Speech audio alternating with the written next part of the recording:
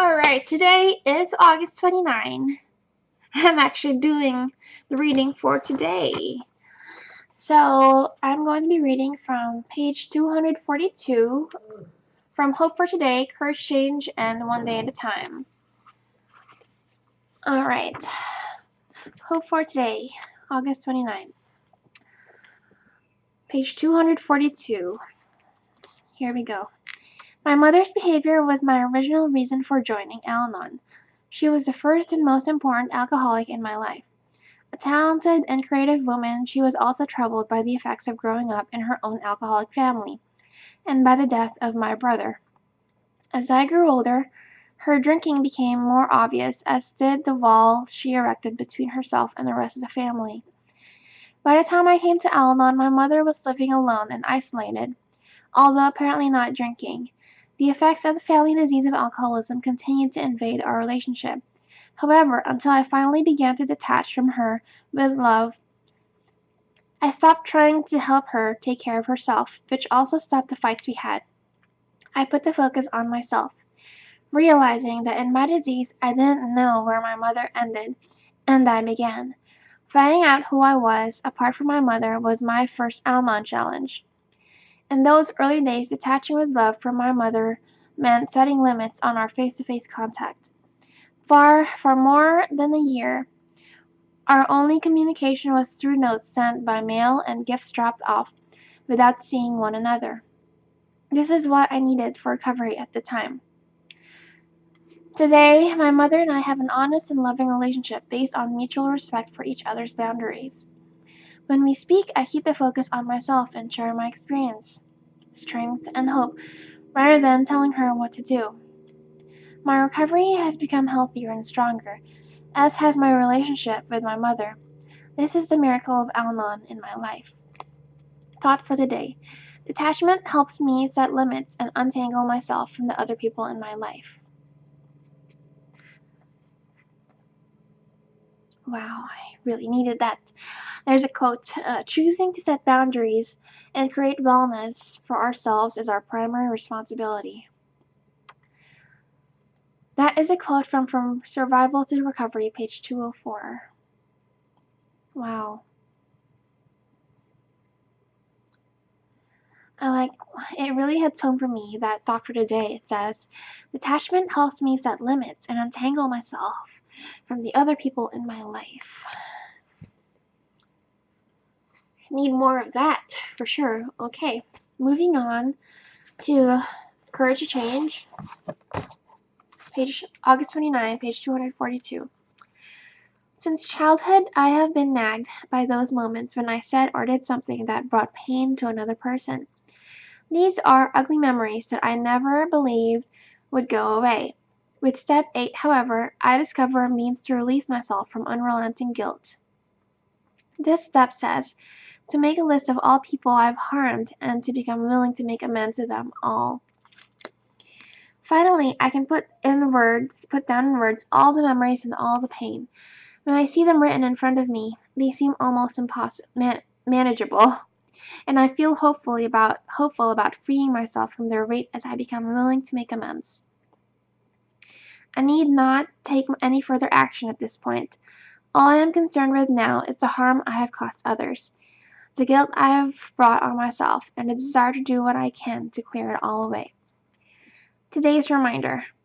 Guilt is a burden that keeps me from giving myself fully and freely to the present. I can begin to rid my mind of guilt by quietly admitting where and when I have done wrong to people, including myself. Al-Anon has shown me another way of living, and I like it. Life can either be a burden and a chore, or a challenge and a joy. One day at a time, I can meet the challenges of life head on instead of head down. As we understood. Wow.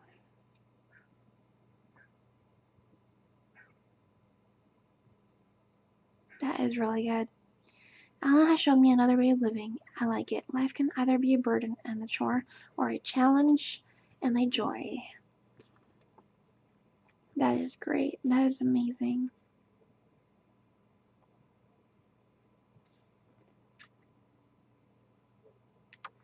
I like that. I feel hopeful about freeing myself from their weight as I become willing to make amends. So freeing from that weight. I need not take any further action at this point. All I am concerned with now is the harm I have caused others, the guilt I have brought on myself, and a desire to do what I can to clear it all away. I like that. Okay. Okay, moving on to One Day at a Time in Al-Anon, August 29, page 242.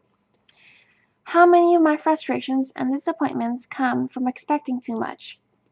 It is good to set our standards high, but only if we are prepared to accept with unperturbed serenity results that fall short of what we expect. We expect more of the alcoholic than a sick, confused human can deliver. Once he is sober, we expect a complete transformation.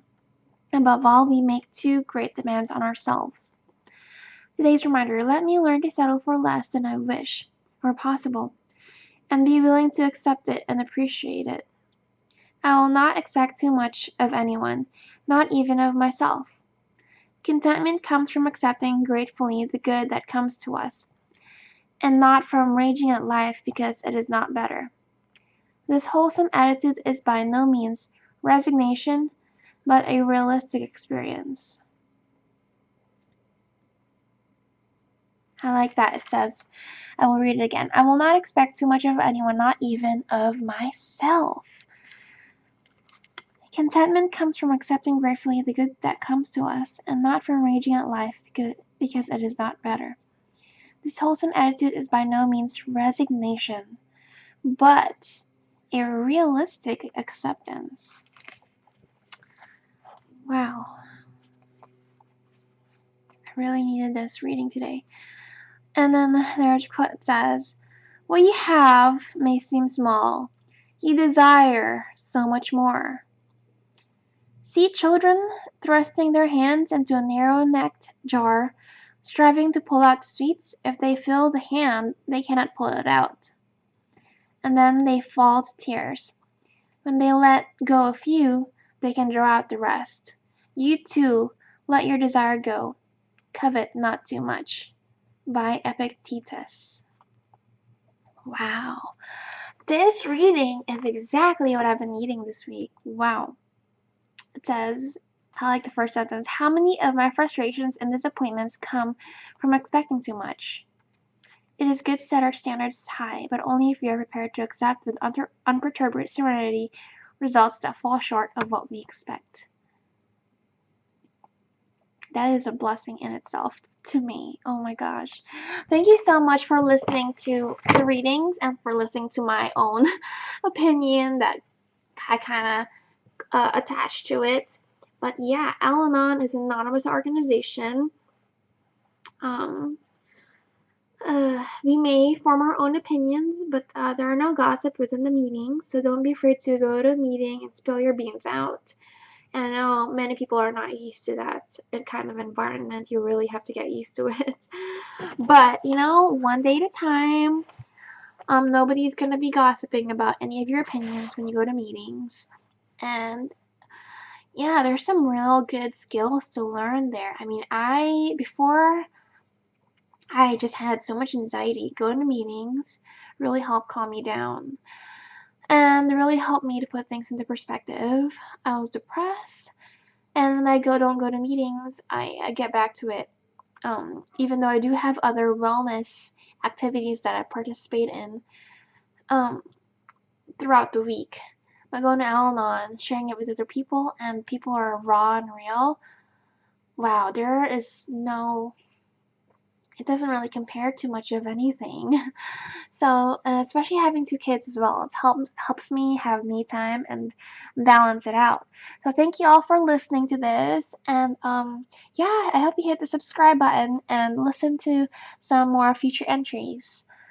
All right, blessings.